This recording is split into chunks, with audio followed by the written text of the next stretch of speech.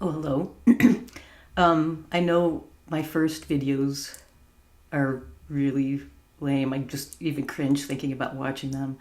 But I think it's really important for me to demonstrate that, to put myself out there, because starting something new, and I think this is really new for me. I'm so used to exchanging ideas with students and have somebody to bounce it off of. So yeah, I'm gonna fumble and make a lot of mistakes, and I'm keeping them all in there because this is real, and I just want to be real about it. So keeping all the flaws in. Uh, uh, yeah. So I just recorded a little and realized I wasn't recording. Again, keeping the mistakes in. I'm gonna read from a script. I'm gonna try that. So let me just put on my readers. And so what I plan on doing is, I think I prefer the word fasting maybe to hunger strike. Hunger strike just wasn't sitting well with me, just too harsh. But fasting, which is abstaining from food for periods of time, and that's what I'm going to do. And I'm going to do it for education. And my goal, just bear with me. My goal is really I want to see corporations getting out of education. I feel like education is being run by a business model, by big businesses from the top down. And I just kind of get the sense that it's turning into like fast food chain. Like, anybody can do this job. We'll just give you a kit. We'll tell you what objectives to put up on the board. Sit down, shut up, and listen to what I say. And I feel like that business has been driving education for a long time.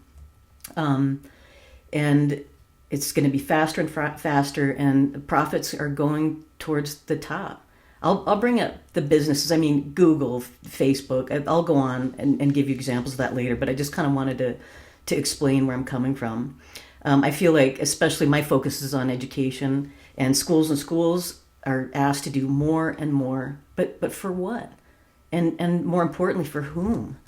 And I don't blame corporations. I don't. I think that corporations are doing what they do in their nature, and that is as a business model to make as many profits to make as much money as possible.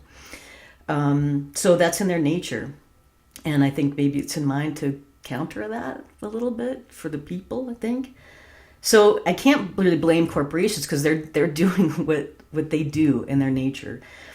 But I think it's up to like we the people in order to create a more perfect education system, maybe establish some more justice, some domestic tranquility. That sounds nice. Maybe general welfare, not just for ourselves but for our future. And I was just thinking, historically speaking, there's separation of church and state for a reason. There's separation of church and state because the churches became corrupt. They became too big. And it's not the philosophies of the church, it's the people of the church. And so I just see that repeating itself. But instead of the church being out of abusive, it's big businesses. And in schools, I see the dynamics today. So, like I said, I think I could foresee seeing separation of corporation and state, because from corporations' perspective, it's never going to be enough, ever. It's going to be demands on more money, more time, because and I can appreciate that. It's very directive. It's very simple. It's very straightforward. But I'm on the end of people where we're receiving the other end of these decisions that are being made from the top down, and I just see schools, kids, teachers affected by this. So I say let's slow down. Do less. What an idea for a revolution, huh? This is going to be the nerdiest, coolest revolution ever. Just do less. Take more time for yourself. We can only do so much, and we're just being stretched too thin, and that's all there is to it. And so take some more time for yourself. Less busy work. You are only one person. You can only do so much. I'm just thinking right now, of my friends and colleagues who are going to school every day. By the way, my husband isn't, because they had kids pulled out of his school who got sick, and so he's quarantined at home. Boy, we saw that coming, right? Within, what, a week or two, we've been on quarantine. Sorry, there's just my little rants. It just helps me. I'm in for a more balanced life. I feel like I've been stretched from one extreme and now I'm in the other at home. And I hear from so many other people that we just want a more balanced life, but that lifestyle is not going to be procured from the top down. We can't sit back and say, well, once somebody does this, once they stop pushing this, that's never going to happen. I can appreciate big business and their nature, like I said, forging ahead. That's what's in their nature. We can't expect that to change. I don't. But I think where I come from is I need to change. I just don't want to tolerate and put up with what I consider an intolerable situation at school. And so, okay, I got a little ahead of myself. So, and again, it's not going to stop from the top down.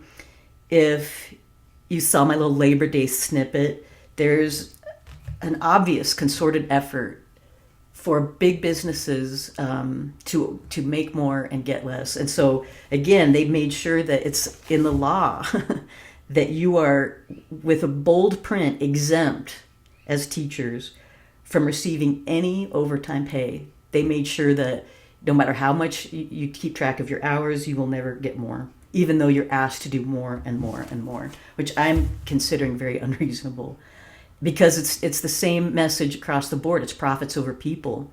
And to me, it was scary trying to go back to school because of how forcibly and rapidly we were expected to go back to normal in a pandemic. And so I just feel like when those decisions are being made, is it going to be for people or is it going to be for profits? And I think we figured that out.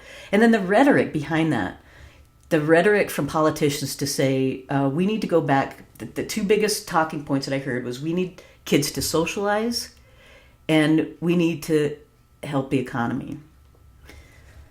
Number one, if kids do need to socialize, so leave it up to the communities and families to do that safely for how they think is best. And to follow up on that, if big business or politicians were so concerned with socialization, how does that address the days and days and years from ages first grade to 12 of days of standardized testing? How's that social? That's antisocial behavior. So I don't think that's the concern. And secondly, it is not up to kids to save this economy. That's what it boils down to. Send kids back because we couldn't fix the economy, so we're going to put it on the backs of kids. And by the way, if that's rhetoric, and if that it's so vital for us to go back to school, then why are we constantly being defunded? If we're so vital to the economy, then fund education more, but not from big business. So yeah, fasting for education. And again, this is slow learning. Just stick with me. And I feel like I have more confidence doing the videos when I think of students as my collective individuals. Not mine, but a collective individuals, like a collective archetype of just students over almost 30 years. And then I see you as individuals too. Sometimes your little faces or scenarios or conversations will pop up in my head, and I really like that. And that keeps me going, because when I think of you, the collective individual, students, that's why I can do this. And I'm going to do my best, because we matter. You matter. So slow learning. So I'm fasting to slow. Well, it makes sense to me. And if it sounds crazy, well, maybe it is. But then, hey, you can just use these videos for psychological evaluation something. As long as it's for education, I'm good. Win, win, win. So spread the word. I'll keep you up on the fast, and let's just stop talking about that and get to some philosophy. More to come.